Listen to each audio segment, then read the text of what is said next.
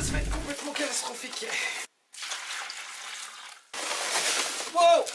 Bonjour à tous, aujourd'hui on construit une lampe en bois avec un socle en béton qui va ressembler à peu près à ceci. Celle-ci c'est le deuxième modèle que j'ai créé, la première était beaucoup plus petite, à peu près grande comme ça avec une base beaucoup plus fine. Je vais essayer d'en créer une aujourd'hui qui va être un petit peu plus complexe au niveau du design que celle-ci et avec une base que je vais essayer de faire beaucoup plus proprement avec un nouveau type de moule. On va tout ça ensemble tout de suite. La première chose à faire, ça va être de débiter mes longues lattes de 2,40 m en quelque chose de plus gérable pour ensuite les passer là-dedans. Voilà, c'est mon tout nouvel outil, c'est ma nouvelle raboteuse qui va me permettre de ramener les lattes de 18 mm d'épaisseur à 17, ce qui va vraiment me permettre de faire une lampe à la largeur qui m'intéresse avec le nombre de lattes qui m'intéresse. En l'occurrence, on va faire une lampe carrée de 11 de côté. Je vais commencer par débiter mes lattes de 2,40 m de largeur en lattes de 1,20 m, ce qui va me permettre de les passer dedans sans risque. Une fois que tout ça se sera fait, on passera tout ça dans la scie à onglet pour les couper de façon complètement aléatoire pour avoir les hauteurs des lattes qui m'intéressent. La lampe fera 60 cm de haut maximum, donc je vais faire quelques lattes à 60 et puis tout le reste ce sera des morceaux vraiment de différentes tailles. Ensuite ce sera le collage où je vais m'arrêter sur certains points qui sont intéressants à retenir pour faire un collage propre. Pareil pour l'assemblage. Ensuite ce sera la création de la base, c'est une catastrophe. Ensuite ce sera le traitement de la lampe où je vais utiliser un nouveau produit que j'ai découvert tout récemment qui donne vraiment des super résultats.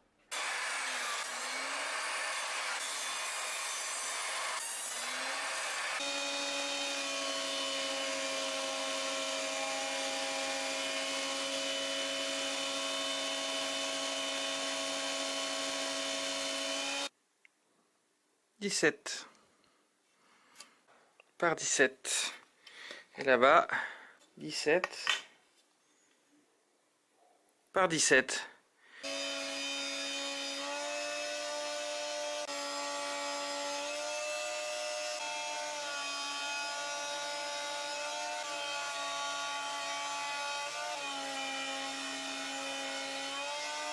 Est-ce que j'ai un plan pour découper les différentes longueurs pour ces petites lattes? Bien sûr que non.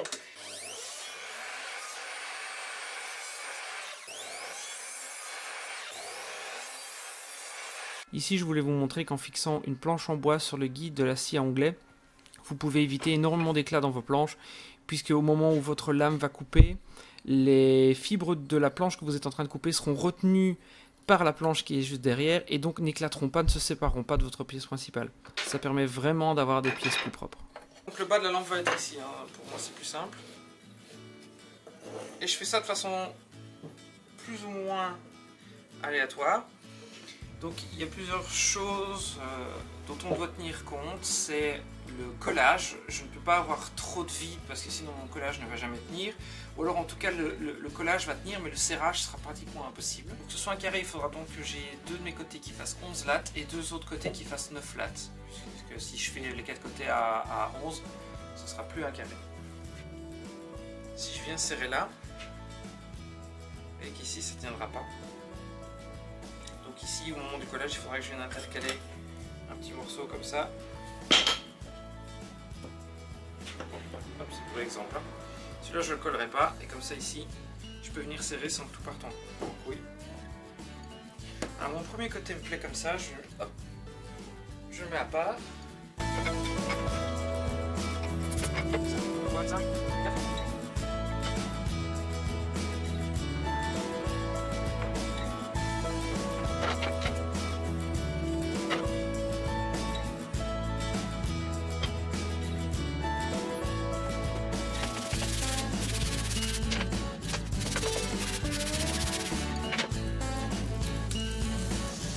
je vais étaler la colle avec ça.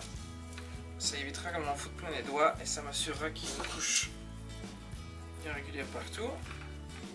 Et surtout, contrairement à des poils ou quelque chose, ce truc en petit pinceau, ce petit rouleau en silicone, la colle ne restera pas dessus.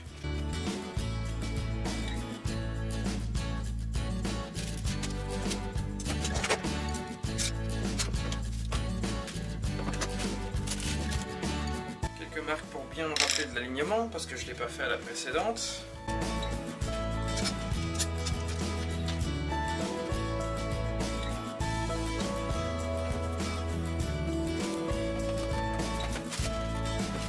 Voilà, comme ça, si vous ne mettez pas les deux plaques comme ça, l'une au-dessus de l'autre, et que vous ne serrez pas dans ce sens-là, en fait, ça va se courber en serrant, en fait, à moins que vous ayez des serre-joints, ce qu'on appelle des serre-joints parallèles. Manquant de serre-joints, j'ai dû attendre quelques heures que les deux premières faces sèchent. Je vais aller les chercher tout de suite et on va voir le résultat. Ma plus grande crainte, c'est que ça ait plié la plaque. On va de toute façon très rapidement être fixé. Est-ce que le papier cuisson a fonctionné? Oui. Ok, donc ça c'était une bonne idée. Ça c'est utiliser ça, c'est une idée qui me vient du modélisme. Ça marche très bien. Pas de planche qui serait décollée ou abîmée. Et dans l'ensemble, un super résultat. Les deux premières lampes, quand je faisais ça ici, ça faisait oui comme ça, donc c'était vraiment catastrophique. Ici, ça va être facilement rattrapable en la repassant, je pense, une fois dans la machine, pour avoir au moins un côté propre.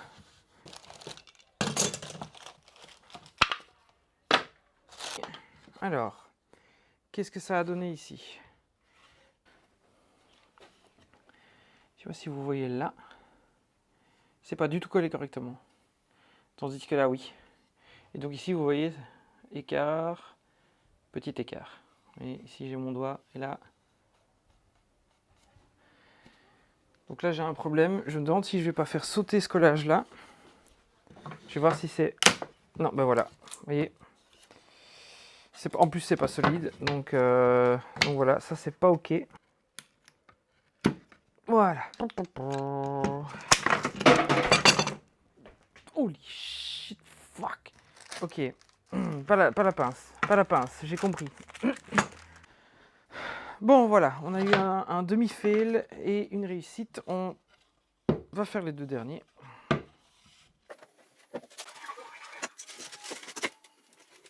Voilà, donc tout est poncé dans les interstices, collé et serré. Je vais attendre que la colle soit séchée complètement pour continuer ça demain.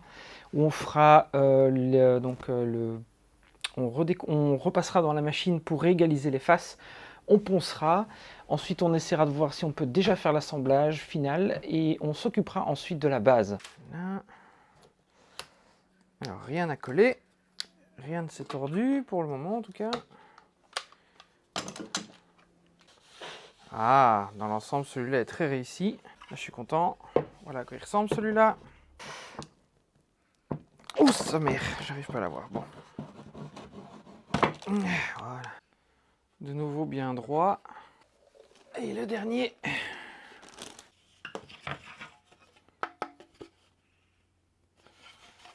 Voilà, le collage raté d'hier est résolu. Ah ben. Ce que je peux déjà dire, c'est qu'elle sera carrée. Bien plus carrée que mes modèles précédents. Vous voyez que c'est nickel. Ah, c'est parfait, je suis très content. Ben, ponçage, hein. Pour le ponçage, ce que je vais faire pour me faciliter la vie, c'est griffonner au crayon partout sur la surface pour pouvoir repérer pendant que je serai en train de poncer les endroits où je suis passé et pas encore passé, jusqu'à ce que tout soit à plat. Ce que je vais tenter, c'est je vais prendre la face qui est la moins complexe, la moins originale, qui sera vraisemblablement celle-ci, je pense, et la passer dans cette machine-là pour voir ce que ça va donner comme ça si elle casse. C'est celle qui va m'embêter le moins à refaire. Les autres, je veux dire que j'ai réussi à faire des formes assez complexes, donc je suis assez content. Ce que j'avais dit également, c'est que j'essaierai d'introduire des formes un peu plus spéciales comme j'avais fait dans la première lampe, c'est-à-dire venir avec ma scie sous table et venir tailler ici au mieux pour faire des encoches dans les longues lattes. Mais en fait, je me rends compte que dans celle-ci, j'ai été beaucoup plus extrême dans le nombre de trous que j'ai laissés. Et je pense que c'est pas nécessaire. Non, ça me plaît. Ça me plaît comme ça, je vais pas l'abîmer.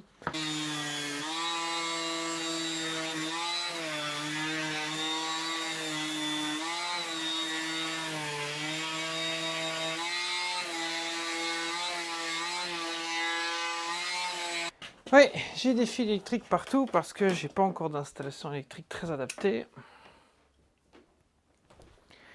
On fait avec ce qu'on a. Hein. Face poncée, j'ai plus d'irrégularité, elle est bien plate. Donc maintenant ce que je vais faire, c'est que je vais la passer avec le côté que je voulais visible vers le haut. Comme ça, le rouleau va venir couper cette partie-là et devrait normalement nous faire quelque chose de super propre. Je croise les doigts, je ne vais enlever qu'1 mm. Donc j'ai réglé sur 16 mm. J'espère que ça ne va pas la faire exploser complètement. On va bien voir ça.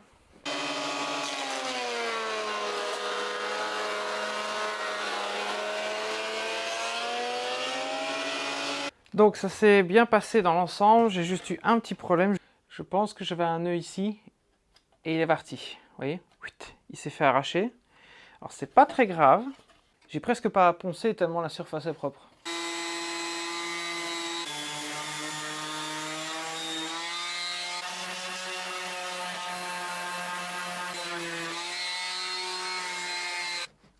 Maintenant que j'ai terminé les 4 faces recto-verso au niveau du ponçage, et comme vous avez vu, c'était super propre, je suis hyper content du résultat. J'ai dû économiser facilement 2 heures de ponçage grâce à la raboteuse. Donc j'ai juste poncé un premier côté, celui qui était le plus régulier, là où les lattes avaient bougé le moins au serrage. J'ai poncé ce côté-là pour me donner une surface suffisamment plane pour passer à la raboteuse. Et la raboteuse a fait tout le travail. J'ai juste eu à repasser à la ponceuse au grain 120 recto et verso pour avoir vraiment quelque chose de nickel pour traiter à l'huile plus tard.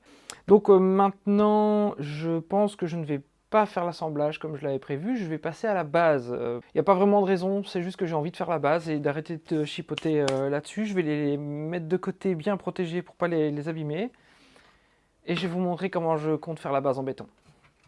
Direction le plan de travail à nouveau, hein. Désolé, on ne se voit pas beaucoup aujourd'hui. J'ai déjà testé 2 façons de faire ces bases en béton. Donc la première, j'avais fait un coffrage avec ce matériau, donc du mélaminé. Voilà, du mélaminé, donc ça a l'avantage d'être vraiment cheap, facile à couper, facile à fixer. Alors ça avait super bien fonctionné. Le seul problème, c'est que les pièces que vous allez utiliser seront rarement réutilisables. La deuxième base, j'ai utilisé ceci. C'est un moule à gâteau que j'ai trouvé sur Amazon. Alors ça a super bien fonctionné, il n'y a rien de mieux à redire. Le seul problème, c'est au moment du démoulage. Donc au moment du démoulage, vous voyez qu'ici, ça s'enlève, donc je pouvais pousser ici au centre. Le problème, c'est que c'était tellement bien fixé que j'ai dû taper dessus comme un malade et j'ai un peu abîmé la base. Donc je ne suis pas persuadé que cette méthode-là soit la meilleure. Alors, j'en ai une troisième. C'est le moule, mais en silicone. Celui-ci a l'avantage du premier qu'il est facilement démoulable. Du deuxième, parce qu'il est réutilisable, il a un seul désavantage que je n'ai pas encore trouvé comment régler, c'est qu'avec le poids du béton, il se déforme. Et donc vous avez une base, je ne sais pas si ça se voit super bien, mais vous voyez que c'est complètement déformé en fait. Mais ici, c'est pas régulier, ça fait comme ça.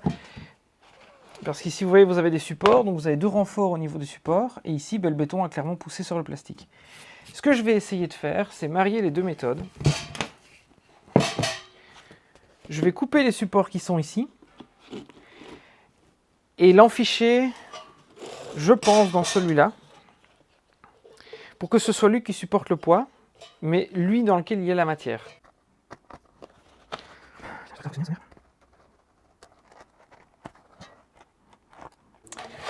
Voilà. Alors, c'est crado, c'est pas très propre, c'est fait avec 2 bouts de ficelle et un élastique de slip, mais ça va être fonctionnel. Maintenant, si je mets ça dedans, voilà. Ici, ça tient, ça ne se déformera plus, ou en tout cas de façon vraiment minime. Donc maintenant, je vais faire mon mélange de béton. Pour ça, je vais utiliser du turbo-béton. Vous allez peut-être assister à un désastre complet. Je t'ose pas, je le fais un peu à la zob, et c'est très certainement ce qui va me perdre. J'ai pas mis assez de béton. Et le béton est en train de prendre au fond. Il n'y a rien qui vient avec. J'ai pas assez. Ma base va être complètement catastrophique.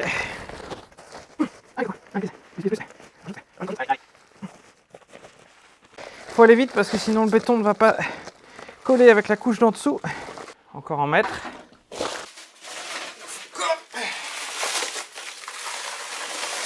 Wow! Ah putain!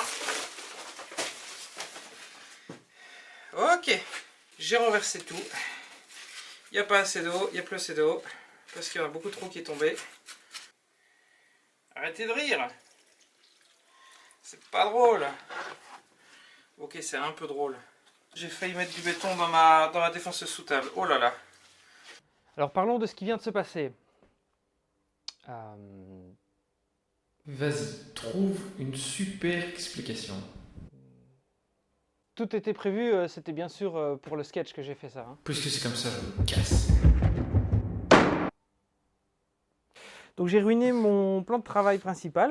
Le MDF est trempé, injecté avec du béton. Ma défonceuse sous table a failli boire la tasse, mais je m'en sors pas mal.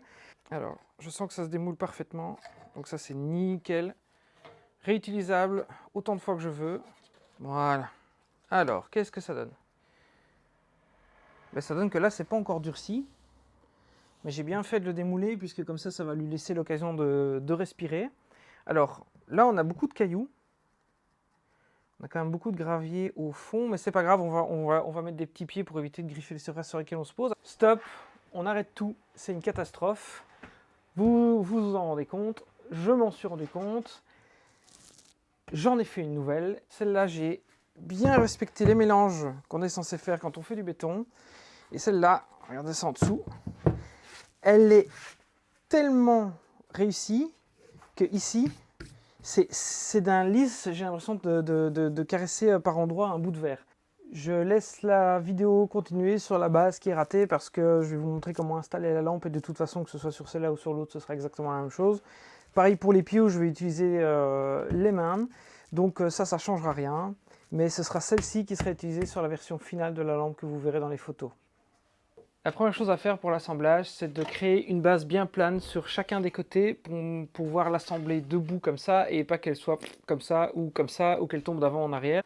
Pour ne pas avoir trop d'éclat à l'endroit où je vais couper, pour ne pas devoir recommencer à poncer, etc. et avoir vraiment une base qui risque d'être abîmée, je vais mettre un tout petit peu de tape ici pour empêcher les fibres du bois d'éclater.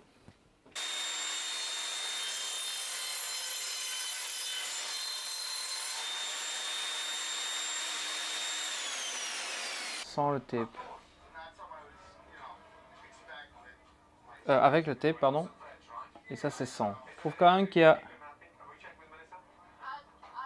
une belle différence. Donc je vais continuer la technique du tape. Dernier petit coup rapide de ponçage au bout que je viens de couper ici parce qu'à certains endroits le tape n'a pas été 100% efficace. Et après, c'est l'assemblage final. Mesdames, messieurs, le tape va encore nous sortir de la merde. Alors, c'est le même principe que de coller une boîte en fait. Moins de principe que de coller une boîte. Puisque mes côtés vont être plein de trous. C'est jamais qu'une boîte sans couvercle et sans fond avec des trous dans tous les sens. Vous allez comprendre. Bon, donc, faux serrage. Je vais voir s'il est... Simplement voir s'il est carré. Donc 18,5. 18,5. Bon, on y va. On y va, on y va. Je commence par un côté et on se dirige vers l'autre. Tac. Ensuite. Tac. Ici c'est parfait, ça s'aligne bien.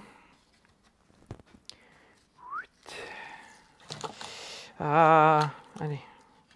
J'ai pas fait ce que j'ai dit, hein. Putain, encore j'ai déconné. Hein. Attends.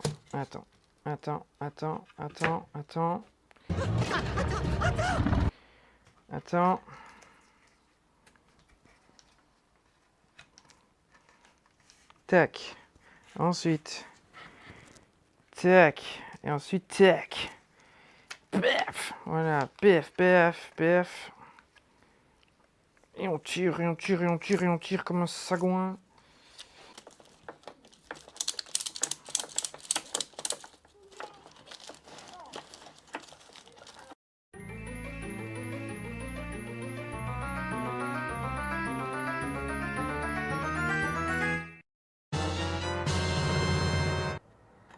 Bon, j'espère que cette pauvre imitation vous a plu, vous a au moins fait sourire, parce que ça m'a quand même pris 45 minutes à mettre en place, c'est assez ridicule. Voilà le résultat.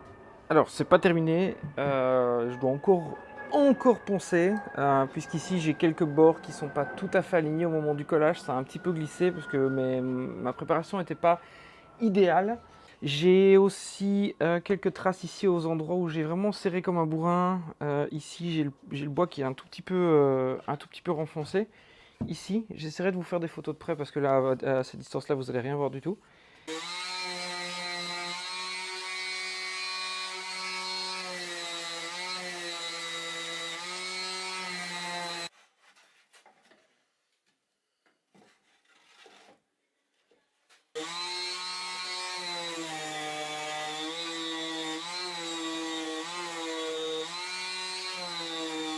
Dernier côté, le résultat est super agréable, c'est très probant, tous mes côtés sont nickel chrome, ça donne vraiment super bien. J'ai trouvé des petits pieds en caoutchouc comme ça, à la base ils ont cette tête là.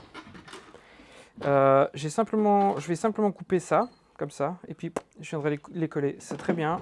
Pour la lampe, rien de bien compliqué, un simple câble avec un interrupteur et un petit socket comme ça que je vais venir rentrer là à l'intérieur. Une simple seringue de colle époxy bicomposant, je vais en mettre un petit peu dans un couvercle de quelque chose.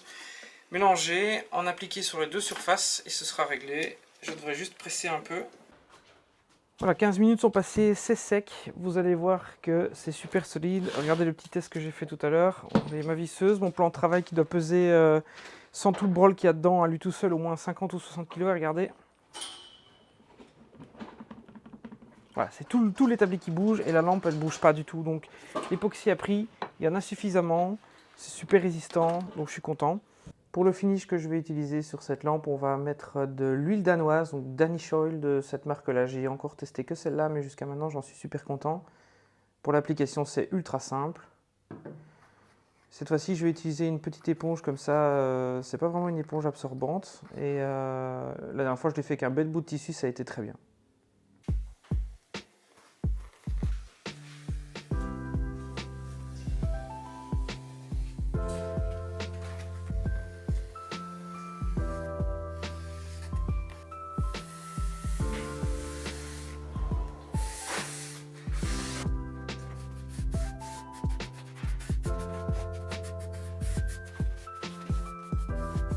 La première couche est appliquée, maintenant j'ai quand même été me chercher une vieille manche de t-shirt pour tous les interstices, les intérieurs de trous, etc. Parce que ça, j'arriverai pas à faire à l'éponge.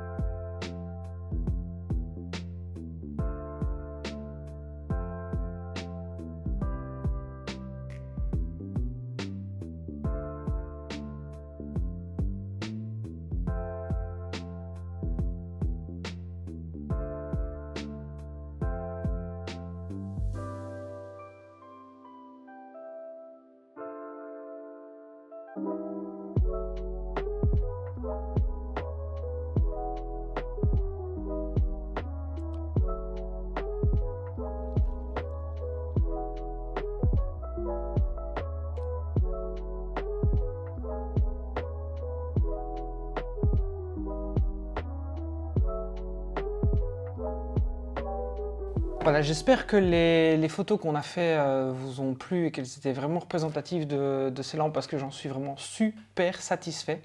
Je vais essayer de conclure plus vite que dans mes vidéos précédentes, donc on va tout de suite passer au point positif. Le premier, c'est que grâce à ma raboteuse, j'ai pu économiser énormément en temps de ponçage. Également pour le ponçage, j'ai vraiment amélioré ma technique. J'y ai passé beaucoup plus de temps, j'y ai mis beaucoup plus d'attention, ce qui fait que ma pièce finie, donc la nouvelle lampe est ici, cette pièce finie-là est beaucoup plus réussie que celle-là. Je vais essayer de vous faire des photos un peu plus rapprochées pour se rendre compte, mais on le voit très bien dans les interstices. Où ici j'ai des surfaces qui sont vraiment, on voit qu'elles sont grossières et donc le finish c'est moins bien appliqué. On voit des petits éclats, des choses comme ça, des écarts, des petites déviations qui ne se retrouvent vraiment pas sur celle-là, où celle-ci elle est vraiment nickel et ça je suis hyper content. Donc pareil pour la finition, donc le produit que j'ai mis dessus.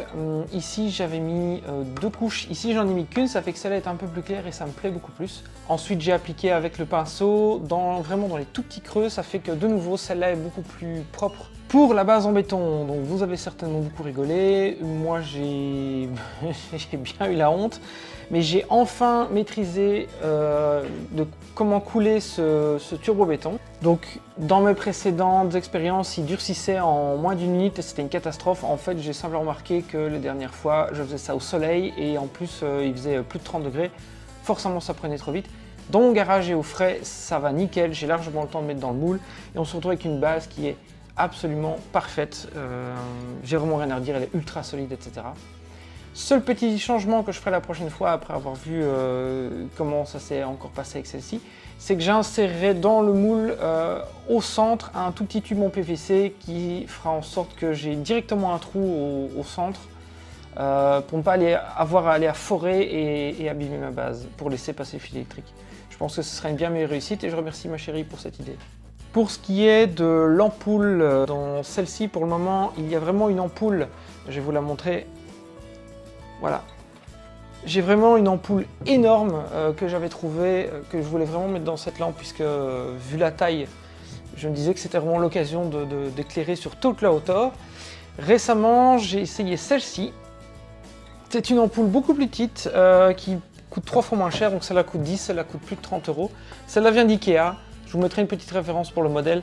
Elle est nickel, elle éclaire aussi bien que celle-là et en plus elle est moins encombrante, donc vraiment je suis hyper content. Dans les points négatifs, c'est le fait que j'ai encore loupé le premier essai de la base que j'ai fait. Bon, je viens de vous l'expliquer, j'ai enfin compris comment faire, donc mes suivants seront nickel. Pareil au niveau du forage, je viens de vous en parler, qui a encore fait un tout petit peu éclater le dessous de la base au moment où ma mèche a vraiment passé à travers. Ça, sur un rond comme ça, le béton a un petit peu éclaté. Pareil, prochaine base que je ferai ce petit essai du tube PVC au centre, comme ça, ça devrait aller vraiment mieux. Et le seul réel point entre guillemets négatif, mais qui vient du design, c'est que la partie supérieure de celle-ci, donc de la V2, me plaît plus que la partie supérieure de celle-ci. Je trouve que l'effet aléatoire ici est beaucoup plus réussi, le visuel général me plaît plus que sur celle-là où j'ai juste celle-là qui est plus longue que le reste, qui reste assez fort à la même hauteur. Après bon, ça c'est les goûts, les couleurs, certains d'entre vous vont préférer celle-là, moi je préfère celle-là. Par contre, pour la partie basse, je préfère largement celle-ci à celle-là. Celle-ci, notamment sur ce côté-là, manque clairement d'espace pour laisser passer la lumière et elle ne la met pas autant en valeur. Celle-ci est beaucoup plus originale et beaucoup plus extrême au niveau des trous et du passage de la lumière. Pour le budget, alors bizarrement celle-là, enfin non pas bizarrement, c'est normal, celle-là m'a coûté beaucoup plus cher que celle-là puisque l'augmentation du prix du bois est venue vraiment déglinguer le budget. J'en ai eu pour à peu près 45 € de bois pour celle-là, là où j'en avais eu pour 20 pour celle-là. Vous voyez pourtant c'est exactement la même taille et plus ou moins la même quantité de bois. Donc voilà, ça dépend un peu de vos fournisseurs, ce que vous allez choisir comme bois. Moi j'ai pris du pin tout bête et voilà, j'en ai eu pour 40-45 €. Pour ce qui est de la douille, de l'ampoule et du fil électrique, pour les deux il y en a eu pour 7 €, donc c'est vraiment pas grand chose et je crois qu'on peut encore trouver moins cher.